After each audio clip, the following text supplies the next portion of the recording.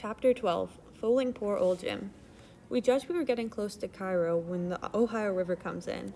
There, we would sell the raft and get on a steamboat, go away up the Ohio amongst the free states. Then Jim would be out of trouble. Well, the next night, a fog began to come on. We made for a towhead to tie to, for it wouldn't do it to run on a fog. I paddled ahead in the canoe with the line of the raft meaning to make fast, but there wasn't anything but the little saplings to tie to. I passed the line around, growing on the edge of the bank. There was a stiff current, and the raft boomed down so lively she tore the sapling out of the roots, and away she went. It made me so sick and scared that I couldn't get a budge for a half a minute. By then, there was no raft in sight. You couldn't see 20 yards in the fog. I jumped into the canoe and grabbed the paddle, but she didn't move. I hadn't untied her. As soon as I got started, I took out after the raft, hot and heavy. But the minute I was out solid white fog, I had any more idea where I was going than a dead man. I had to let the boat drift in the current. It wouldn't do to paddle. I would run into a bank or something. I whooped and listened. Away down somewhere, I heard a whoop, and I went tearing after it. The next time I heard it, I was heading away the right of it. And the next time, I was heading away to the left of it. I did wish the fool would think to beat a tin pan and beat it all the time, but he never did. Well, I fought along, and directly I heard the whoop behind me. The whooping went on, and in about a minute, I went booming down onto the bank with smoky ghosts of big trees on it. The current swept me off to the left, and I shot among a lot of snags, where the water fairly roared. It was tearing by them so fast. In another second or two, I was past these, and the fog was solid white again. I couldn't hear a sound. I kept still, listening to my heart thump. I didn't draw a breath till it hummed to thunder.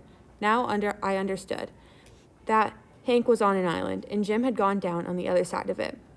It was no sandbar that you could float by in 10 minutes. It had the big timber of a regular island.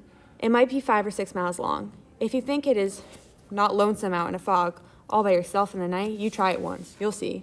You float along, of course, 4 or 5 miles an hour, but you feel that you are dead still in the water.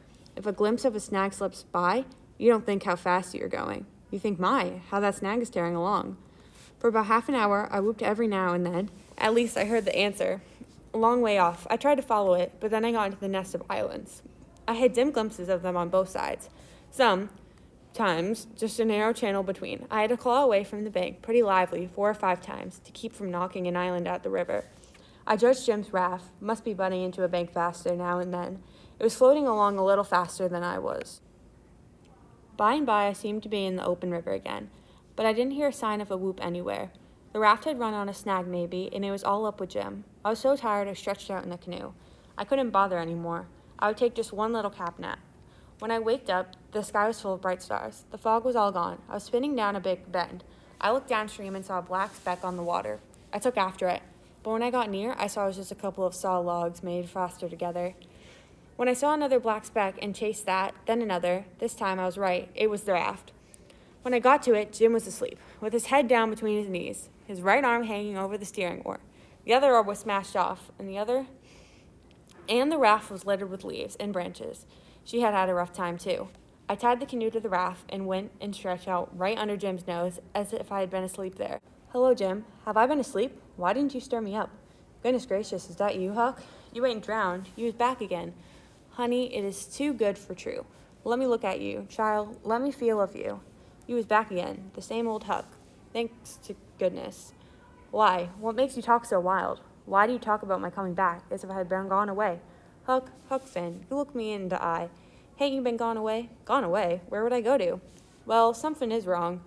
As I hear what, is I? Now that's what I wants to know.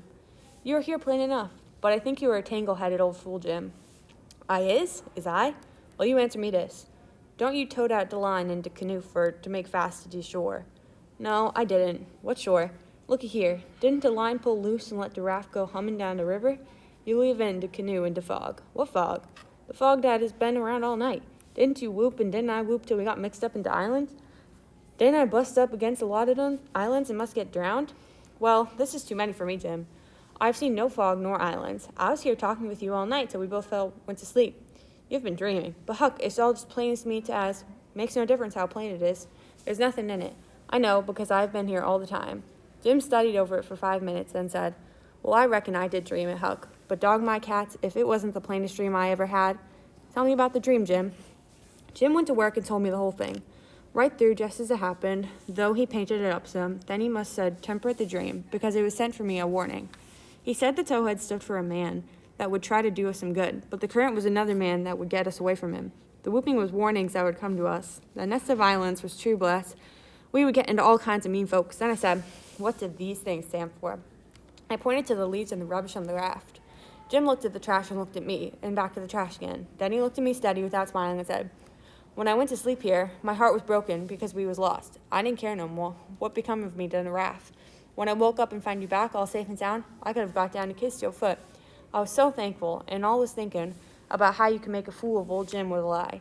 Josh's what people is that puts dirt on the heads of friends and makes them ashamed. Then he got up and went into the wigman. I felt mean, but it was 15 minutes before I could go humble myself to him. But I did, and I wasn't even sorry for it afterwards. I didn't do him any more mean tricks. I wouldn't have done that one if I thought it would make him feel that way.